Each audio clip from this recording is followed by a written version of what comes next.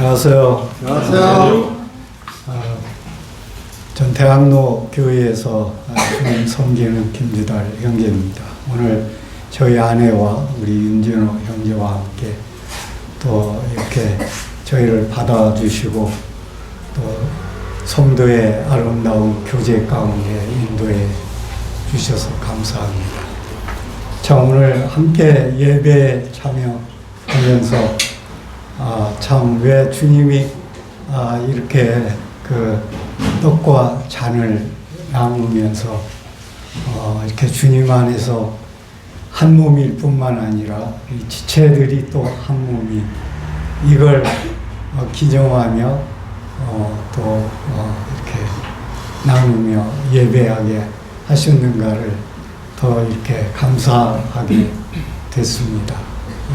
참 우리의 이 모임이 이제 하늘로 옮겨져서 우리가 이 상징으로 대하던 이 떡과 잔의 그 본체이신 우리 주님 안에서 우리가 주님과 함께 새하늘과 새 땅에서 누릴 그 날을 더 사모하는 마음을 갖게 됐습니다. 저는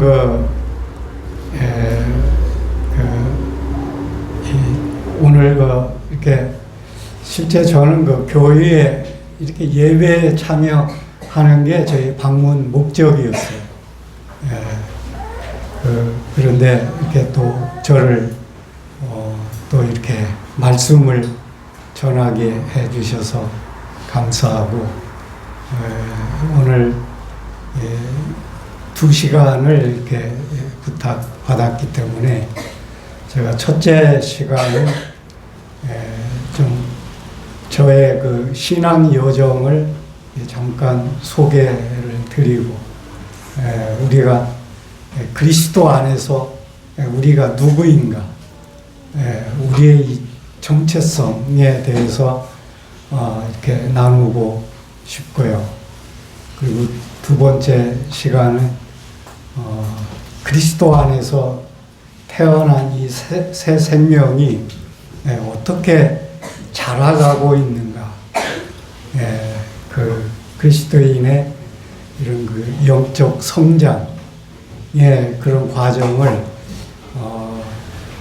제가 이제 이 경험을 통해서 이렇게 깨달은 것을 이렇게 좀 나누고 싶은 이런 마음이 있습니다.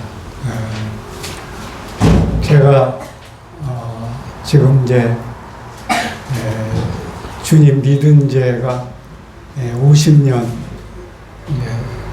이렇게 51년째 돼 가고 있고, 저는 그 나이는 우리 저 김동일 형제님과 같은 이제 44년생,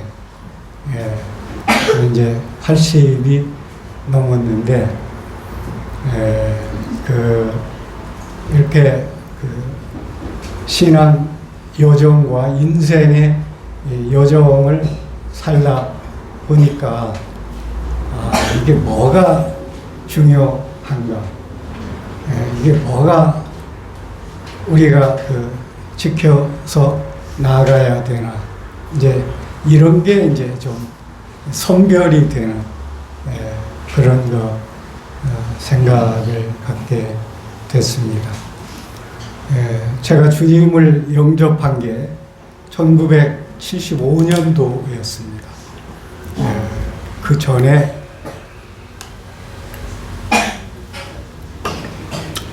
저는 이제 그 고등학교 선생을 하다가 어떻게 문교부에 들어갈 수 있는 기회가 있어서 이제 이렇게 문교부에서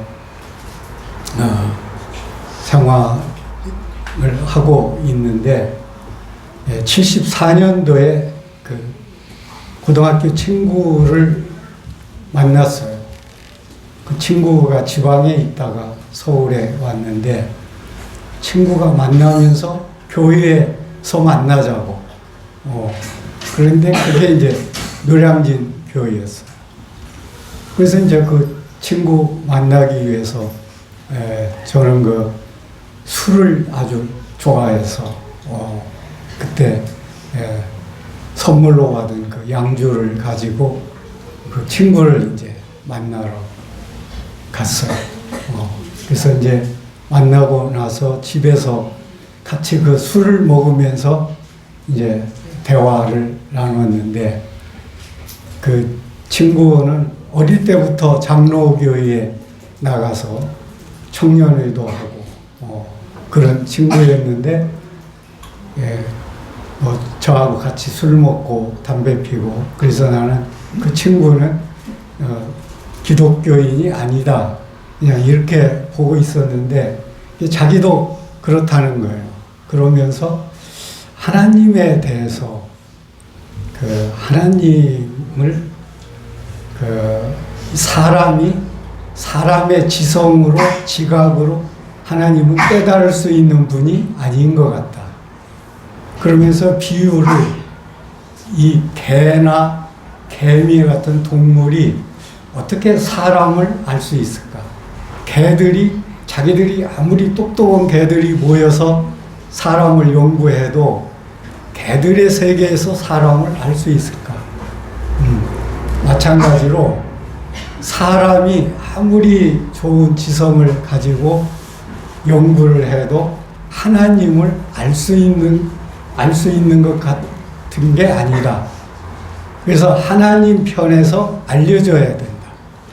이게 사람도 개에 대해서 사람의 뜻에 의해서 개를 먹이기도 하고, 또 사냥개로도 키우고 이렇게 키운단 말이에요. 그래서 그런가 보다. 그래서 나는 이제 그 친구, 나는 교회에 나갈 생각은 없는데 너 만나기 위해서 교회에 나가고 싶다. 그래서 교회에서 만나자. 그래서 이제 다음 주에 교회 예배에 참석한 거예요. 근데 그 교회 예배에 참석했는데 그때 이제 첫 말씀이 요한복음 3장이었어요. 이 니고데모가 예수님을 찾아오면서 너 거듭나지 아니하면 하늘나라를 볼 수 없어. 육으로 난 건 육이고 영으로 난 건 영이야. 그러면서 물과 성령으로 거듭나지 아니하면 하늘나라에 들어갈 수 없어. 이 말씀이 제가 처음 교회 가서 들은 말씀인데 그게 도전이 됐어요. 그리고 하나님이 세상을 이처럼 사랑하사 독생자를 주셨으니 이는 저를 믿는 자마다 멸망치 않고 영생을 얻게 하려 하심이라. 그게 이제 처음 교회 가서 들은 말씀이에요. 근데 그게 이제 저한테 도전이 된 거예요. 난 하나님 없다고 믿었는데 하나님 어디 있어? 우리 그 인간의 우리는 동물과 같이 인간이 태어나서 살다가 죽으면 끝나는 거지. 그 영생, 내세가 어디 있어? 그리고 우리는 지금 한 일생, 이 주어진 일생을 사니까 이 일생 동안 생존 경쟁에서 이겨야 돼. 그게 이제 제 인생 철학이 뭐였냐면, 우리 인간에게 있는 한계 상황이 있어요. 피할 수 없는 상황. 피할 수 없는 게 뭐냐면 이 죽음이라는 거예요. 피할 수 없잖아.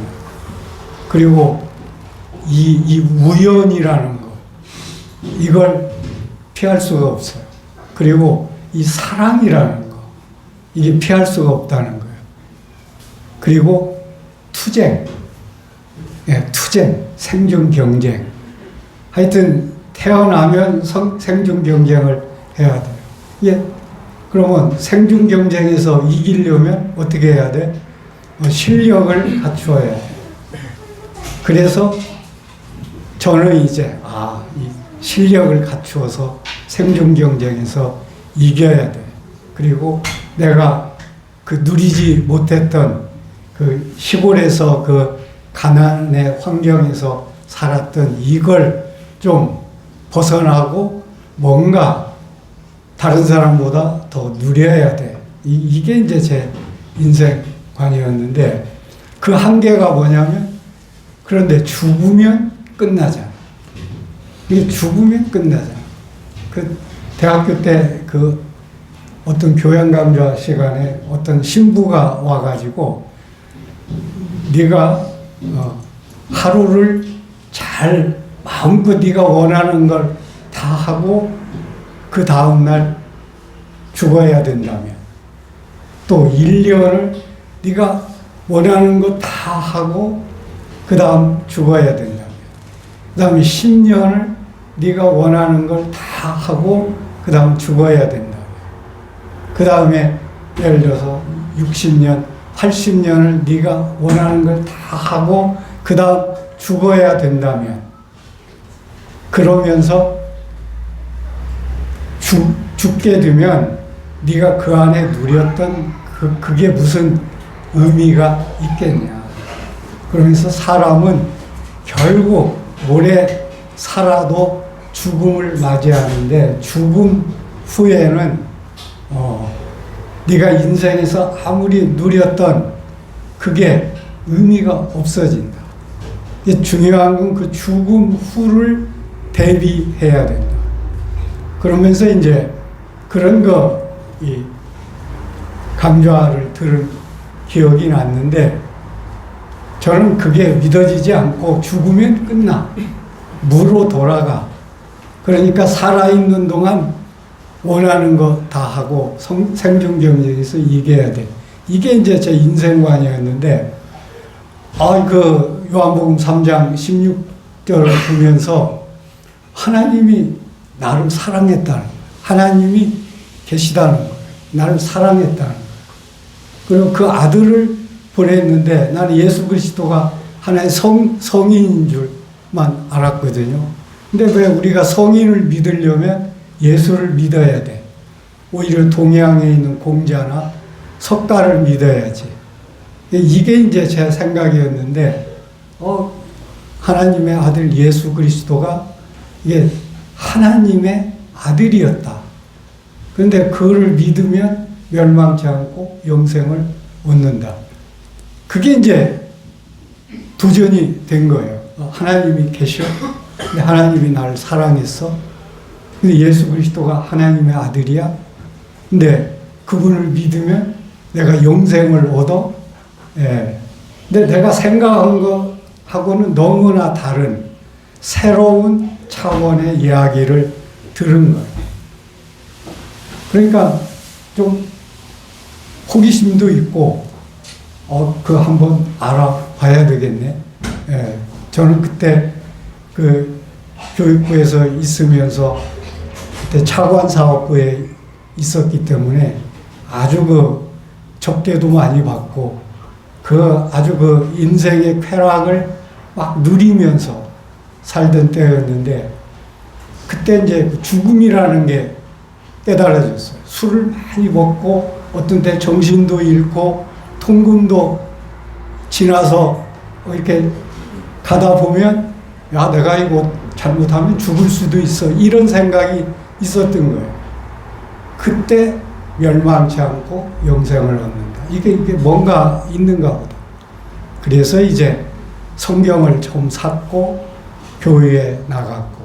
그런데 이 만찬 예배 드리는데 이게 막 거기에 정말 하나님이 계신 것 같이 이렇게 막 찬양하고 감사하고 막 이게 하는 게 처음에는 좀 이상하다가도 이게 뭔가 있는가 봐. 그러면서 나도 저 예배에 참여하고 싶다.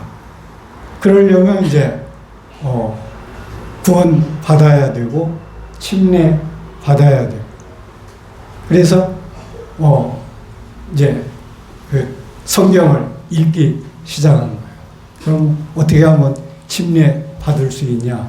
예, 구원간증서를 써야 되고 상담해야 되고 그래서 이제 구원간증서 한 3개월 교회 나간 후에 구원간증서를 썼어요.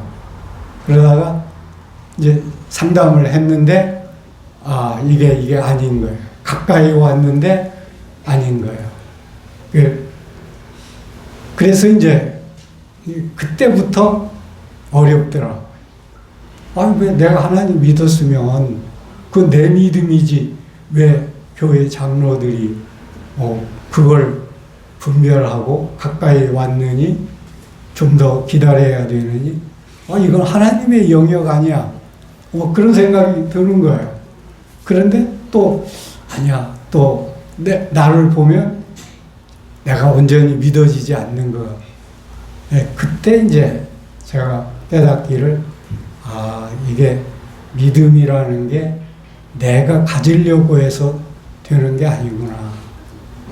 그때 이제 이게 기도해야 되겠구나. 하나님 앞에 찾아야 되겠구나. 그래서 그때부터 누가 그런 이야기를 해줘요. 하여튼 한 달 동안만 그 생각이 있을 때마다 그 하나님을 생각하고 구원받게 해달라고 마음으로 기도를 하라는 거예요. 그게 하나님을 찾는 거다.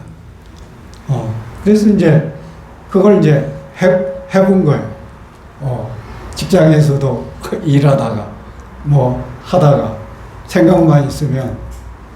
근데 그때 아마 한 달 넘어서 그 일본에서 그 전도자가 왔어요. 우노 마사미라고. 그분이 와서 이제 전도 집회를 나흘간을 했어요. 그때 이제 용산 예식장이라고 거기서 했는데, 이분이 이제 말씀을 증거하는데, 첫날은 주는 그리스도시요 살아계신 하나님의 아들이십니다. 이게 주제였어요. 이제 그게 지금도 생생하게 나는 거예요. 둘째 날은 뭔가 전하는데 이게 하나도 안 들어와요. 무슨 말인지. 셋째 날은 집안에 사정이 있어서 참석을 못했어요. 이제 넷째 날이 이제 이게 마지막인데 제가 하나님 앞에 그런 거예요. 오늘은 좀 저 구원받게 해달라고. 저를 좀 구원해 달라고. 그 이제 말씀을 듣는데 그게 이제 십자가의 7말씀이 이 주제예요. 그런데 그 도입을 어떻게 하냐면 사무엘하 11장에 다윗이 우리아의 아내를 범하는, 그리고 그걸 감추고 숨기다가 하나님의 선지자가 와서 그걸 경고하는. 그러니까 다윗이 지금 자기 부하들이 싸우러 나갔는데 자기는 나가지 않은 거예요. 그래서 옥상에 거니는데 그 앞에 어떤 집에서 어떤 여인이 목욕을 하는 거예요. 그러니까 그 여인을 데려다가 동침을 해요. 그런데 그 여인이 임신을 해요. 그러니까 이게 이제 다윗이 이제 그 정신이 들은 거예요. 그게 누구냐 그랬더니 이제 그 우리아라고 하는 그 장수의 부인이었어요. 그래서 그 전장에 싸우고 있는 우리아를 불러들여요. 그러면서 너 얼마나 수고하냐.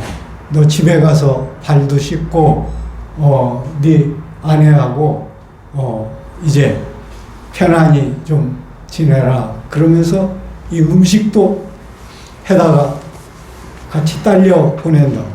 그런데 이 우리아가 내가 어떻게 우리 장수, 우리 그 요압 장군 왕의 신하들이 전쟁에서 야영하고 있는데 내가 어떻게 집에 가서 편안하게 내 아내하고 잠잘 수 있어? 하면서 안 가는 거예요. 그러니까 이제 막 또 술을 잔뜩 먹여서 가라고 하는데 그래도 안 가는 거예요. 내가 내 주의 그 장군과 그 왕의 그 이름으로 제가 맹세한다고 그러면서 나는 결코 그 집에서 편안하게 내 아내하고 같이 지낼 수 없다. 그러니까 결심이 단단히 쓴 걸 알고 다윗이 이제 그 요압에게 편지를 써 보내면서 전쟁이 치열하게 있을 때 우리아를 앞세우고 너희는 물러가라. 그래서 그 우리아를 죽이라. 이렇게 해서 보내는 거예요. 그래가지고 얼마 후에 실제 그런 일이 일어나가지고 이제 요압이 우리아가 죽게 돼요. 그래서 이제 그 우리아의 아내를 데려다가 자기 아내로 삼고 거기에서 이제 아들을 낳는다는 거예요. 그러니까 이제 자기가 생각할 때 완전히 숨겨진 거예요. 그런데 하나님의 그 사자 나단을 보내서 그 나단이 이제 다윗 왕한테 얘기하는 거예요. 어느 서국에 그 두 사람이 있는데 한 사람은 아주 부자고 한 사람은 아주 가난한데 그 부자는 양과 소가 아주 많이 있고 그 가난한 자는 그 암양 그 새끼를 사가지고 그것을 자기 상에서 같이 먹고 물 마시고 침상에도 같이 재우면서 자기 자녀같이 기르고 있는 거예요. 근데 어느 날 그 부자에게 손님이 왔어요. 그런데 이 부자가 자기 양과 소를 아끼고 그 가난한 자의 그 양을 빼앗아다가 그 손님을 대접했어요. 그러니까 다윗이 그 얘기를 듣고는 어떻게 이 나라에 그런 자가 있을 수 있냐. 내가 하나님의 사심을 두고 맹세한다. 왜 그런 자는 반드시 죽어야 된다. 그리고 그 양 한 마리에 4마리를 더 배상해서 주어야 된다. 그렇게 얘기를 했는데 그 나단이 그게 바로 당신입니다. 바로 왕입니다. 그러면서 그 하나님이 당신을 긍휼히 여기고 은혜를 베풀어서 그 사울 왕에게서도 지키고 그리고 사울의 집 왕국을 내게 주고 그 아내들도 주고 또 백성들도 주고 다 했는데 네가 이것이 부족하다면 네가 원했으면 더 줄 수 있어. 근데 네가 어떻게 그렇게 할 수 있냐. 그러니까 거기서 다윗이 그때부터 이제 정말 내가 하나님 앞에 범죄했습니다.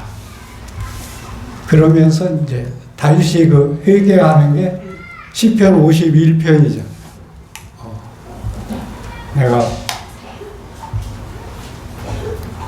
정말 주의 목전에서 죄를 범했고 내가 죄악 중에 모태에서 출생했고 그 나를 용서해달라고 나를 정결케 해달라고 그때 그게 이제 저한테 들어온 거예요. 아, 저 다윗 왕이 바로 나네. 내가 사람들 보기에는 뭐 법 없이 살고 뭐 의로운 척하고 이런데 제 그 속은 그렇지 않단 말이에요. 그 여러 가지 간계한 생각, 그 음란한 생각, 그 뭐 이런 그 어떤 욕망 이런 거 해서 다른 사람 보이지 않는 데에서 그 추악한 그 행동을 한 게 하나님 앞에 이게 하나님은 다 보고 있었구나. 이게 주의 목전에서 행했구나. 그리고 나는 죄인으로 태어났구나. 내 태생이 죄인이야. 그런데 그때 이 전도자가 이제 십자가에서 그 7말씀, 그 예수님이 십자가에 달리셔서 저들의 죄를 용서해 달라고, 그리고 이제 자기 어머니한테 내가 아들이다. 그러면서 요한한테 자기 어머니를 맡기고, 그 다음 세 번째, 그 강도가 회개하고 당신의 나라에 임할 때 나 기억해 달라고 그러니까 네가 오늘 나와 함께 낙원에 있어야 돼. 그러면서 그 고통 받으시는 분이 엘리 엘리 라마 사박다니 하면서 그 버림을 받고, 그리고 그 목마르다고 하면서 그 부르짖고, 그 예수님이 다 이루었다 하면서 이제 아버지 손에 나를 의탁한다. 이게 예수님이 십자가에서 하신 말씀인데, 이게 그 하나님의 아들이 그 정말 죄를 알지도 못하고 죄를 범치도 않고 그런 분이 바로 십자가에서 내 죄, 이 우리 인간의 모든 죄를 그분이 거기서 담당하신 게 이게 십자가였구나. 그러니까 이제 그 전에 십자가에 대해서는 많이 들었는데 이 십자가가 나와 관련된 바로 내 죄 때문에 지금 저러셨구나. 이게 이제 그때 받아진 거예요. 그러면서 그분이 다 이루었다. 다 갚았다. 이게 이제 나한테 오면서 그럼 나는 사함 받았네. 나는 이제 살았네. 그리고 나는 영원한 생명을 얻었네. 이게 이제 믿으려고 해서가 아니고 이제 믿어지는 거예요. 그래서 그날 저녁에 나는 구원받았다. 정말 감사해서 그 다음 날이 이제 침례식이 있는 날이에요. 근데 난 구원 받았으니까 내일 가서 침례 받아야지. 근데 상담도 안 하는 거죠. 그래서 이제 옷을 준비하고 갔어요. 그랬더니 상담하자고 그러는데 제가 이제 그런 간증을 했어요. 그랬더니 감사하다고 하면서 침례 받기 전에 저보고 그 대표 간증을 하래요. 그래서 그 간증하고 침례를 받았어요. 그 다음부터 이게 세상이 새로워지는 거예요. 이게 태양이 이게 하나님이 만드신 거네. 지금 공기, 물, 이런 산소, 이런 식물, 이 생명, 이게 새로워지는 거예요. 전에는 꽃, 잔디, 이런 거 별로 귀하지 않았는데, 이게 새로운 거예요. 그러면서 사람들이 한 것을 그전에는 과학이 어떻고 좋은 건물, 작품, 이런 걸 높이 평가했는데, 실제 그런 게 아무것도 아닌 거예요.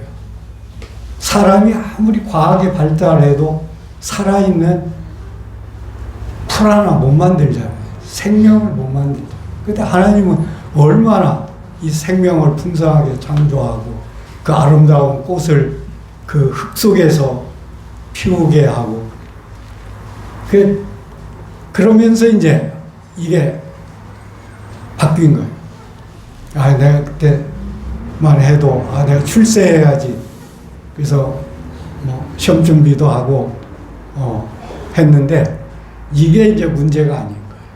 그래서, 아, 이게 이제 하나님의 말씀, 성경, 이제 시간만 있으면 이제 성경 보면서, 그 이제 교회 그 예배, 제가 그 예배에 구원 받고 그 다음날 그 이제 처음 만찬에 참여할 때부터 아, 나는 하나님 앞에 감사해야 돼.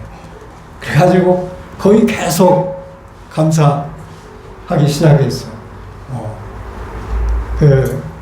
그러면서 이제 성도들이 그렇게 귀에 보이고, 그때 이제 노량진 모임에서 이렇게 주님 섬기면서 그때 우리 김동일 형제님도 만나고 같이 예배도 드리고 그러다가 실제는 제가 그 노량진 교회에서 건축을 하려고 새로 구입한 집이 있었어요.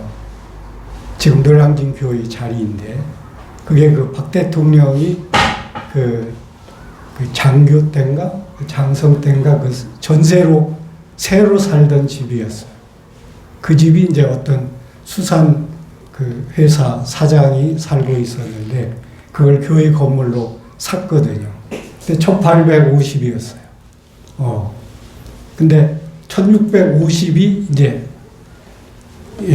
준비된 거예요. 근데 250이 부족한 거예요.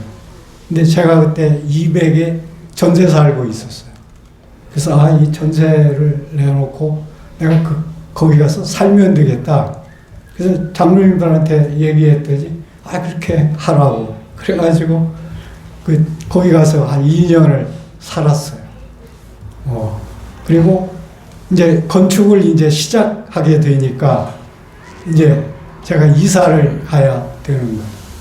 근데 이제 나는 노량진 교회에 떠나지 않아. 그러고 했는데 그 근방에 그 집을 얻을 수가 없는 거예요. 근데 부평에 이제 고등학교 선배가 아파트를 졌는데 반값에 준다는 거예요. 그래가지고 이제 거기 가서 그걸 이제 이렇게 사게 됐는데 그러다 보니까 거기 부평교회가 있는 거예요. 근데 부평교회 한번 나가봤더니 그때 한 50명 정도. 좋아요. 그래서 장로들한테 저 부평교회에서 섬기고 싶다고 그러니까 바로 청거를 해줘서 부평교회에서 이제 섬겼어요. 근데 그때 저는 뭐 이제 주님 믿은 지 한 4년 됐으니까 그런데 부평교회에서 저를 바로 장로로 추대를 하는 거예요. 그때 이제 그 일꾼이 이제 미국으로 이제 가셔서 이제 그런 면도 있는데 저는 이제 직장만 갔다 오면 성도들 신방하고 그리고 이 교회가 부흥해야지 하면서 기도하고 새벽 기도를 하고 때로는 철야 기도도 하고 금식 기도도 하고 그때 이 기도에 대한 책을 많이 읽었어요. 그래서 교회 부흥은 기도에서 와. 그러면서 이제 이렇게 섬겼는데 정말 주님이 그 부평교회를 3년 만에 한 150명 이렇게 그 성도 수를 증가하게 해주셨어요. 그러다가 그 후에 이제 박준영 형제님이 미국에 그때 가셨었는데 한국에 오신다고 그러면서 동대문 교회로 가신다고 그래서 저도 이제 동대문 교회에 가서 이렇게 섬기면서 그 동대문 교회가 서울 북부교회로 옮겨진 거예요. 그때 동대문 교회도 한 50명 정도. 근데 이제 박준혜 형제님도 오시고 그러니까 바로 성도들이 늘어나기 시작해서 거의 한 3, 4년 만에 150명. 제가 거기서 10년을 그 인천에서 이제 이렇게 창동 북부교회를 다니면서 섬기면서 성도들이 한 300명으로 늘어났어요. 그러면서 제가 이제 중학교 교장으로 이제 발령이 나면서 인천 중학교 교장으로 발령났어요. 그게 이제 연수구였는데 거기서 2년간을 노량진에 있는 성도 4가정하고 같이 기도했는데 2년 후에 인천 연수교회가 개척이 됐어요. 한 17명이 개척했는데 한 3년 정도에 한 7, 80명이 됐어요. 그때 남동공단에 있는 외국인 근로자들을 1년에 2번씩 추석 때, 구정 때 초대해서 복음을 전하고 관광을 시키고 그때 외국인들이 구원을 많이 받았어요. 그래서 지금도 거기 여러 군데 외국에도 지금 나가서 중국, 필리핀, 인도네시아, 네팔 이런데 그 성도들이 이렇게 구원받아서 나간 지금 교회에 모이고 있는데 그러면서 제가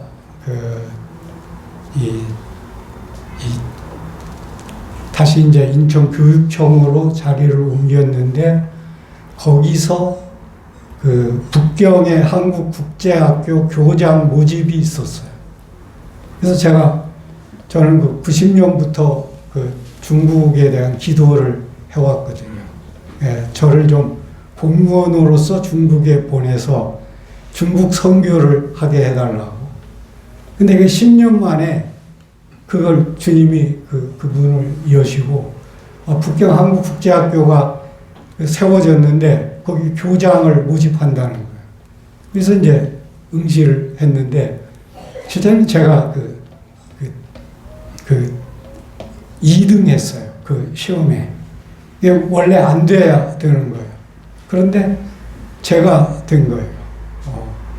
그래서 북경한국제학교 교장을 나가서 거기 가면서부터 바로 우리 집에서 떡을 떼면서 교회로 모이기 시작했죠. 그때 이강한 형제가 또 거기 같이 주재원으로 가서 이제 그 형제하고 같이 이렇게 하다가 나중에는 이제 장소를 얻어가지고 이렇게 모였는데 한 15명에서 20명 이렇게 중국인들, 한국인들, 때로는 일본 성도들도 모이고 그래서 거기 있다가 또 그 후에 또 상해로 제가 발령이 났어요. 상해 한국학교로. 그래서 또 거기서 이제 토요일 날 모였는데 그때 한 6개월 정도 거기 있어서 그때 한 명이 이제 구원받고 그러다가 나중에 이제 제가 한국에 왔는데 지복흥 형제님이 그 소식을 듣고 기도하셨어요. 그래서 그 후에 상해로 가셨어요. 저는 이제 인천 연수교회로 다시 와가지고 그때 이제 고등학교 교장을 했는데 이 박준영 형님이 전화를 했어요. 이 본인이 미국으로 들어가야 되는데 그때 자매님이 뇌졸중에 걸리셨어요. 그래서 미국으로 가야 되는데 저보고 북부교회에 와서 전심사역을 해달라는 거예요. 그때 저는 2년 이제 아직 정년이 남아 있었어요. 근데 이게 주님의 음성 같이 들리는 거예요. 야, 내가 2년을 더 하는 거하고 그냥 지금 주님을 섬기는 거하고 어떤 게 우리 주님 보시기에 기뻐하시고 나중에 내 신앙의 삶을 결산할 때 어떤 게 더 좋은 그 결과가 나타날까. 그래서 바로 상의하고 우리 집사람하고 상의하고 바로 명예퇴직 신청을 한 거예요. 그래가지고 이제 서울 북부교회로 왔죠. 그래서 그때 서울 북부교회가 한 350명 이 정도 됐어요. 그래서 이제 서울 북부교회를 제일 큰 교회 저 1000명 그리고 선교사를 우리 한국 모임에서 또 한 1000명을 이렇게 파송하면 좋겠다. 이런 기도를 하면서 매일 그 새벽 기도를 이제 한 3년을 했어요. 근데 그때 서울 북부교회도 성도수가 많이 늘어났어요. 한 100명이 증가됐어요. 그래서 450명이 되고, 그때 저는 이제 열린문 선교 후원회 이사장을 했고, 그때 이제 또 GNTV 방송을 설립하는 일을 위해서 기도하고 있었어요. 그러면서 이제 기독교 학교를 할 건가, 국제교회를 개척할 건가, 이걸 놓고 기도하는데 주님이 기독교 학교를 위해서는 이상은 형제님이 더 그 기도를 많이 하셨고 또 더 전문성이 있었고, 그래서 국제교회를 개척하라고 하시나 보다. 그래가지고 이제 서울 중심에 일단 기도처를 얻어서 거기서 기도한 거예요. 한 7개월 기도했는데 주님이 교회 개척을 인도하셔서 지금 대학로 교회 자리, 거기는 보증금도 한 1억이고 매달 그때 한 150만 원, 200만 원 이렇게 내야 되는데 그 주님이 다 공급하셨어요. 그리고 성도들도 인도하시고, 그래서 이제 대학로 교회가 한 3년 만에 한 5, 60명 이렇게 늘어나면서 이제 이게 자립을 할 수 있는, 그래서 이제 대학로 교회에서 그 장로들을 세우고 5명을 세웠어요. 그때 7, 80명 때 5명을 세우고 저는 이제 은퇴했어요. 그러면서 그때가 이제 제 신앙의 하나의 전환점이었어요. 저는 그때는 어떤 일, 사역, 이게 저의 그 가장 큰 관심이었어요. 그 교회 부흥, 선교. 그런데 나중에 제 자신을 볼 때 이게 신앙이 성숙하지 않은 거예요. 인격이 성숙하지 않은 거예요. 나는 죽고 그리스도로 사는 삶을 그 모토로 가르쳤어요. 대학로 교회 개척하면서. 그런데 나도 변화가 안 되고 성도들도 변화가 안 돼요. 근데 나는 성도들이 변화 안 된다고 생각했더니 성도들은 내가 변화가 안 된다는 거예요. 왜 형제님이 그렇게 열심히 갈라디아서 2장 20절을 가르치고 그리스도의 연합을 가르치는데 형제님에게서 그리스도가 나타나는 것 같지 않다. 이게 저한테 충격이었어. 이게 어디에 문제가 있었나. 이 신앙 성장이라는 게 이 지식으로 되는 게 아니었고, 나는 내가 열심히 가르치고 설교 잘하면 성도들의 신앙이 성장할 줄 알았는데 그게 아니라는 걸 이제 깨닫게 되면서 제가 이제 어디에서 내 이 신앙 생활에 문제가 있었나. 그러면서 이제 저 자신을 성찰하는 시간이 있었는데, 제 자신이 이 생명이 그리스도의 장성한 분량으로 자라야 되는데, 실제 이 생명이 그렇게 자라지 못했더라고요. 그리고 그때부터 내 신앙을 검토하면서 내가 누군가, 그리고 하나님의 이 뜻, 경륜이 뭔가, 하나님이 왜 이 온 우주를 창조하고 지구를 창조하고 여기에 모든 세계를 창조하고 사람을 하나님의 형상으로 만들어서 보내 살게 하셨는가. 그리고 그 사람이 타락하니까 왜 또 자기 아들이 또 사람으로 왔는가. 그래서 그 아들이 와가지고 한 일이 어떤 일인가. 결국 우리를 구원하시고 우리를 이제 자기 안에서 자기와 같은 생명, 사람으로 만들어 가시는, 자라게 하시는. 이게 어떤 면에서 보면 하나님의 그 계획인데,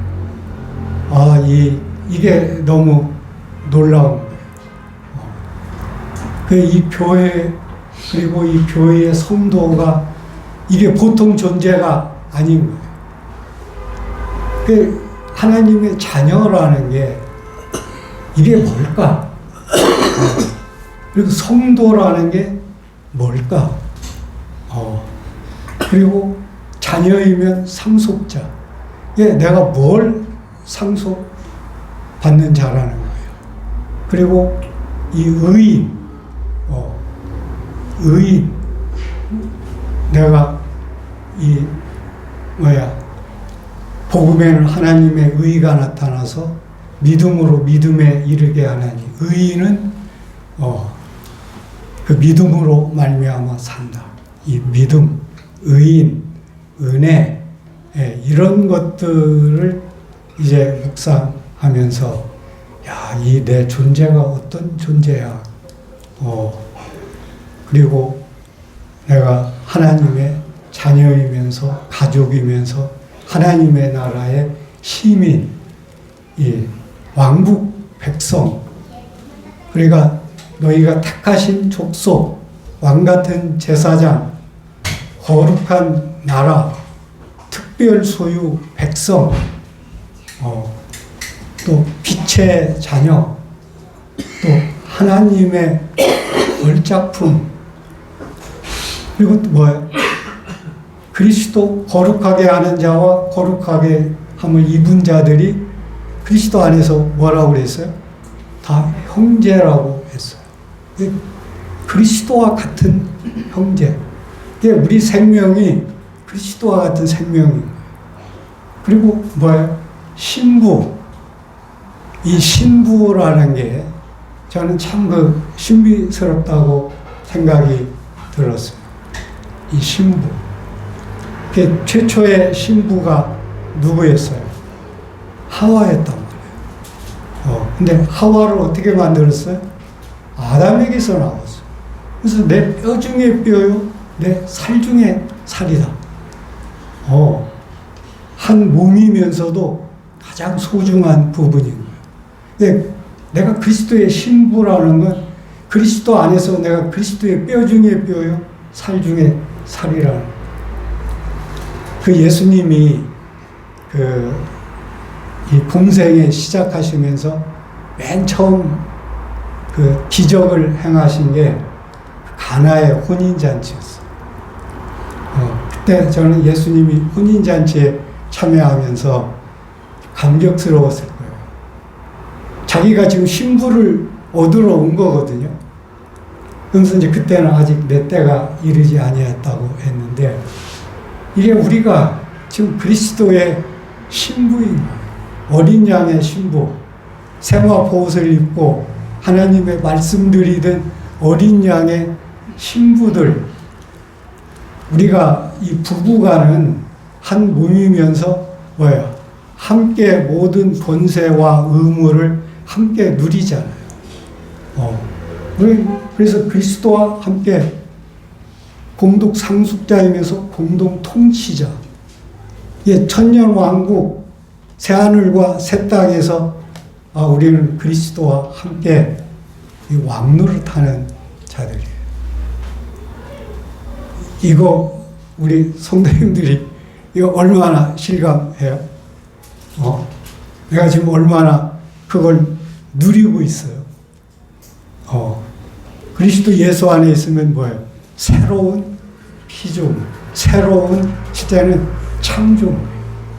이건 이 세상에 어느 때도 그런 생명체가 생겨난 적이 없어요. 그리스도 안에서 태어났는데 사람이고 뭐예요? 그리스도의 생명을 가지고 있고 그리스도와 같은 신부고 그런데 지금은 이 땅에서 살고 나중에 우리가 이 몸을 떠날 때 그리스도와 함께 살고 실제 이게 정말 신비스러운 존재예요. 그래서 사도 바울이 기도하기를 뭐예요? 지혜와 계시의 영을 주셔서 하나님을 알게 하시고 너희 마음을 밝혀서 그 부르심의 소망이 무엇이며 성도 안에서 그 기업의 영광의 풍성이 무엇이며 그 힘의 위력으로 역사하심을 따라 믿는 자들에게 베푸신 그 능력의 지극히 크심이 어떠한 것을 알게 해달라. 이건 우리가 연구해서 알 수 있는 게 아니에요. 성령이 알게 해줘요. 이게 성령이 알게 해주기 때문에 지금 우리 여기 있는 성도님들도 그게 지금 각기 달라. 주님이 어떤 분인가를 알고 그리스도 안에 있는 내가 이 에베소서의 핵심이 뭐예요? 그리스도 안에서 하늘에 속한 모든 신령한 복 그리스도 안에서 거룩하여지고 흠이 없게 하시려고 그리스도로 말미암아 하나님의 아들들이 되게 하고 그의 사랑하시는 자 안에서 그의 은혜의 영광을 찬송하는 자가 되고 우리는 그리스도 안에서예요. 그리스도 믿음도 그리스도 안에 있는 믿음과 사랑이에요. 우리는 그리스도 안에서 그리스도와 하나 된 자. 너희가 내 안에 거하고 내 말이 너희 안에 거하고 무엇이든지 원하는 대로 그게 왜 그럴까요? 그게 내가 구하는 게 아니고 그리스도가 구하는 거라고. 그리스도로 구하는 거라고.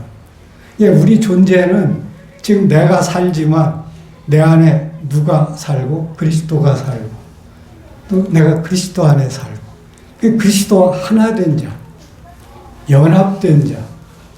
우리는 내가 전에는 그리스도를 내가 막 잘 열심히 섬기려고 이런 생각을 했어요. 내가 섬기려고 한 거예요. 그러니까 막 힘도 들고 내가 섬기려고 하는 자의 특징이 뭐겠어요? 인정받고 싶어요. 내가 이렇게 섬기는데. 그런데 이게 우리의 정체성 자체가 그리스도와 하나 된 생명이란 말이에요. 그리스도 안에서. 그러면 내게 사는 게 그리스도고 그게 이제 사도 바울의 고백이었다고요. 갈라디아서 2장 10절. 내가 그리스도와 함께 죽었어. 함께 죽었어. 이게 굉장히 중요하더라고요.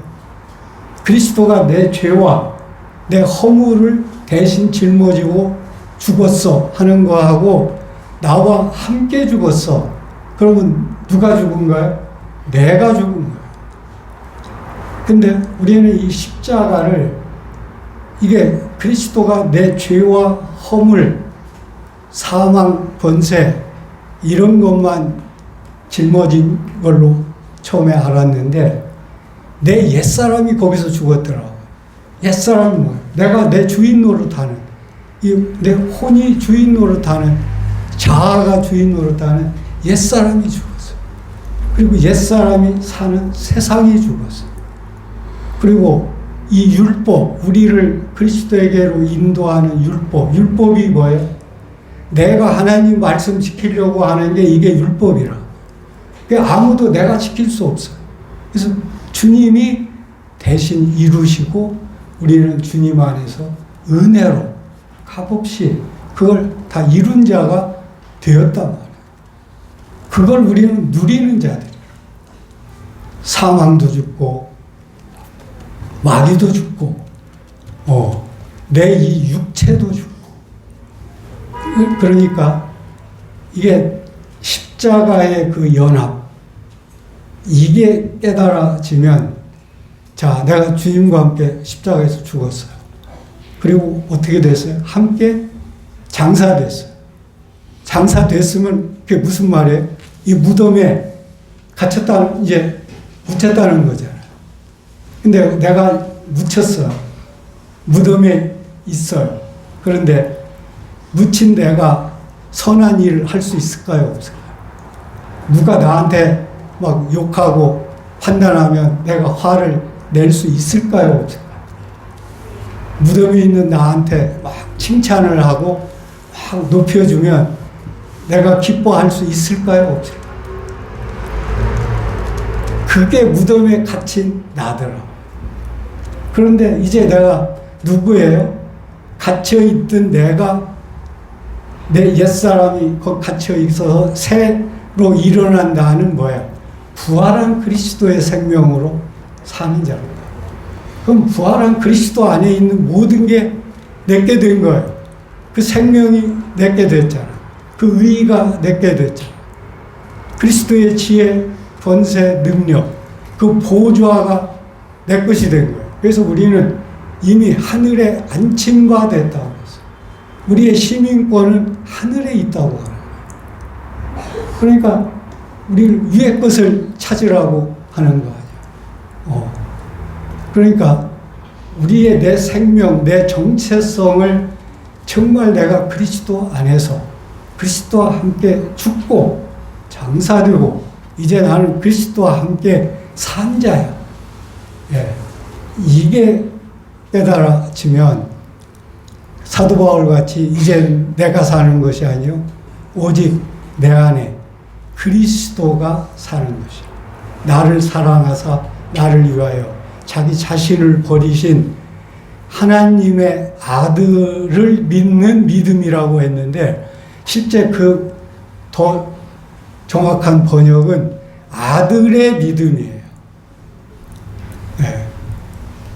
I live by faith in the Son of God. 하나님의 아들 안에 있는 믿음에 의해서 내가 산다. 그게 그리스도로 사는 삶이에요. 그러니까 그 믿음이 내 믿음이에요? 그리스도의 믿음이에요. 그리스도의 믿음이기 때문에 우리가 그 믿음으로 말씀도 순종하고 그 믿음으로 더 잘할 수 있는 거예요.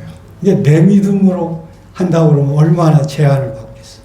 이 믿음의 주요 온전케 하시는 이 예수를 바라보자.